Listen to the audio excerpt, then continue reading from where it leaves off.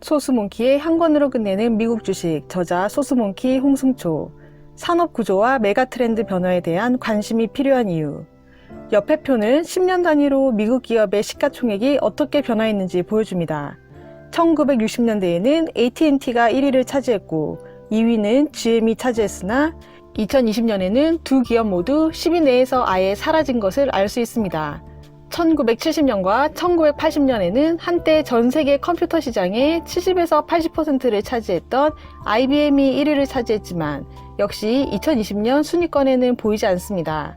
1990년부터 2010년까지는 중간 닷컴 버블 시기에 마이크로소프트에 잠시 자리를 내준 것을 제외하면 전통적인 에너지 강자 엑소모빌이 왕좌의 자리를 차지하고 있는 것을 알 수 있습니다.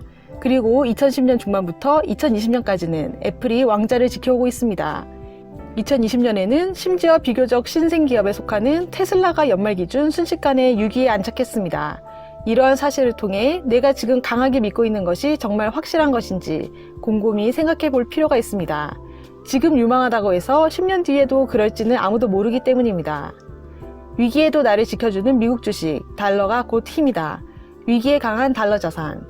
2020년 코로나19로 인한 주가 폭락 때 국내 주식에만 1억을 투자한 한국 몽키와 미국 주식에만 1억을 투자한 미국 몽키가 있었다고 가정해 봅시다. 둘 다 하락폭이 같았으므로 계좌상 수익률도 마이너스 36%로 동일합니다. 그런데 위기로 인해 안전자산인 달러의 가치가 높아지면서 실제로 원달러 환율이 1180원에서 1240원까지 약 10% 급등했습니다. 한국에만 투자한 한국 몽키는 달라지는 게 전혀 없지만 미국 몽키는 달러를 기반으로 투자했기 때문에 약 10%의 상승, 즉 자산 방어 효과가 생겼습니다. 분명 똑같은 사건이 발생했음에도 수익률에서 10%의 격차가 벌어진 것이죠.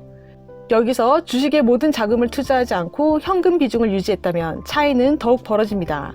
달러 현금은 주식처럼 하락하지 않은 데다 환율 변화 덕에 오히려 가치가 상승했기 때문입니다. 이번 하락뿐 아니라 역사적으로 주식시장에 크고 작은 하락이 올 때마다 환율은 상승하며 우리의 자산을 지켜주었습니다.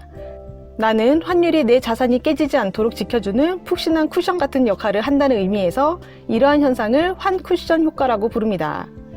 가장 현실적으로 접근하는 적립식 투자 노하우, 반반 전략. 가장 많이 질문을 받는 부분이 바로 적립식 투자 방법입니다. 가장 현실적이고 누구나 할 수 있는 적립식 투자 방법을 제안하고자 합니다. 타이밍, 잴 수 있을까요? 없을까요? 누군가는 시장 타이밍을 재지 말고 그냥 매월 같은 날에 일정 금액을 적립하라고 하지만 누군가는 타이밍을 잴 수 있다고 합니다. 나는 두 주장 모두 맞다고 생각합니다. 개인의 능력과 투자 성향에 따라 답은 달라질 수밖에 없습니다. 분명 누군가에게는 타이밍을 고려한 전략이 더 잘 맞고 누군가에게는 타이밍을 재는 투자가 전혀 먹히지 않을 수 있습니다. 그래서 나는 이렇게 제안하고 싶습니다. 분명 둘 다 맞는 말이니 두 주장을 반반씩 섞는 것이지요. 일명 마음 편한 반반 전략입니다. 마음 편한 반반 전략. 예를 들어 어떤 목적이든 월 투자 가능 금액이 50만 원이라면 25만 원은 감정을 배제하고 특정일에 기계적으로 투자를 실행합니다. 시세는 전혀 신경 쓰지 말고 마치 적금 들듯이 오직 모아간다에 초점을 맞추는 것입니다. 가능하면 시세 자체를 안 보는 것이 이 전략의 핵심입니다. 신기하게도 강세장에서는 이 원칙을 잘 지키다가 약세장이 되면 대부분 처음 마음과 달리 적립식 투자를 포기해버립니다. 장기 적립식 투자의 성공 여부는 강세장, 약세장을 철저히 무시하고 처음 마음 먹은 대로 행동하는 것입니다. 여기서 투자 대상은 소위 인덱스로 불리는 미국의 종합주가지수, S&P 500, 나스닥 100, 다우존스 산업평균 30에 투자하는 것이 좋습니다. 기업은 끊임없이 돈을 벌 것이고 특히 돈 잘 버는 우량 기업들이 모여있는 종합주가지수는 반드시 장기 우상향한다는 믿음을 가지고 투자해야 합니다. 강세장에서조차 고점 대비 10% 이상 하락하는 경우는 빈번하게 일어납니다. 어차피 모아갈 주식으로 선정했다면 하락할 때마다 모아가는 것이 가장 마음 편한 방법입니다. 고점 대비 10%, 20% 하락 지점을 찾기 어렵다면 그냥 신경 쓰지 말고 있다가 뉴스에 폭락, 공포, 위기, 우려라는 단어가 하나라도 보이면 계좌를 열어 매수해도 됩니다. 위 네 단어를 기회로 읽는 연습을 꾸준히 한다면 투자에 큰 도움이 될 것입니다. 언제부터 분할 매수하면 좋을까요? 우량 대형주, 시가총액 100억 달러 이상. 가장 최근 최고점 대비 15% 이상 하락하면 분할 매수를 시작하기에 좋은 시점입니다. 만약 분할 매수를 할 때 고점 대비 15%, 20%, 25% 하락할 때마다 3번에 나눠서 하면 큰 손해를 볼 위험이 줄어듭니다.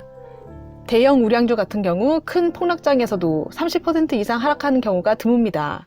폭락하더라도 빠르게 회복하는 경우가 많습니다. 고성장 중소형주, 시가총액 100억 달러 미만, 초우량 대형주에 비해 몸집이 작은 만큼 주가의 변동성이 큽니다. 고점 대비 20% 이상 하락하는 경우도 빈번하므로 고점 대비 20%, 25%, 30% 하락할 때마다 분할 매수하는 것이 하나의 실전 팁이 될 수 있습니다. ETF는 수많은 종목을 모아둔 상품이다 보니 당연히 개별 종목에 비해 변동성도 작을 수밖에 없습니다. 모아갈 ETF를 잘 골라놓은 뒤 고점 대비 10% 하락 시점부터 분할 매수를 하는 것이 좋습니다. 위기를 기회로 만드는 3대 지수에 투자하자. 위기를 이용하는 부자들의 투자법. 2020년 세계 경제를 강타한 코로나19로 인해 많은 개인 투자자들이 두려움에 떨며 고민할 때 오히려 자산가들은 역대급 규모로 자산을 증여했다고 합니다. 주식시장이 크게 하락한 덕분에 아주 싼 가격으로 자녀에게 주식을 넘겨주며 절세한 것이지요. 애초에 팔 생각이 없는 우량주식 또는 시장 전체에 투자하는 ETF가 주를 이뤘다고 합니다. 하지만 말이 쉽지 항상 새로운 이유와 함께 찾아오는 시장 하락은 두렵기 마련입니다. 주식시장이 회복하는 과정에서도 투자 경험이 많은 고수가 아닌 이상 어떤 종목이 더 빠르게 더 많이 회복하며 주도주의 자리를 차지할지 예측하기 힘듭니다. 그러니 위기가 찾아왔을 때 시장 전체의 회복, 즉 지수 ETF에 투자하는 것이 하나의 방법이 될 수 있습니다.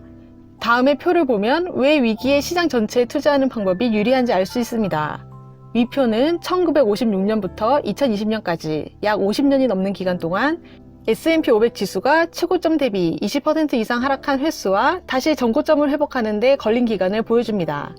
고점 대비 20% 이상 하락한 적은 총 11번이었지만 S&P 500을 포함한 미국 3대 지수는 모두 신고가를 갱신하고 있습니다.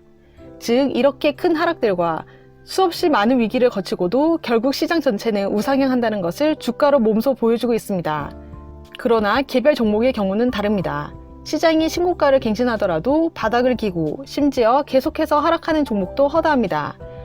언젠가 다시 찾아올 이런 위기를 행동에 옮기기 위해서는 사전 계획이 필요합니다. 아예 기계적으로 어느 정도 하락하면 얼마를 투자하겠다 정해놓는 것이지요. 실제로 나의 위기 줍줍 계좌에 2020년 최고점 대비 20% 이상 하락할 때부터 분할 매수한 나스닥 ETF QQQ의 2020년 연말 기준 수익률은 60%로 해당 ETF의 같은 기간 수익률 47%보다 약 13% 높은 초과 수익을 확보할 수 있었습니다. 책 소수몽키의 한 권으로 끝내는 미국 주식, 저자 소수몽키 홍승초. 지금 당장 써먹는 소수몽키의 노하우 대공개에 대해 자세한 내용이 궁금하신 분들은 이 책을 읽어보시길 권해드립니다. 구독과 좋아요로 부연책방으로 입장하세요. 감사합니다.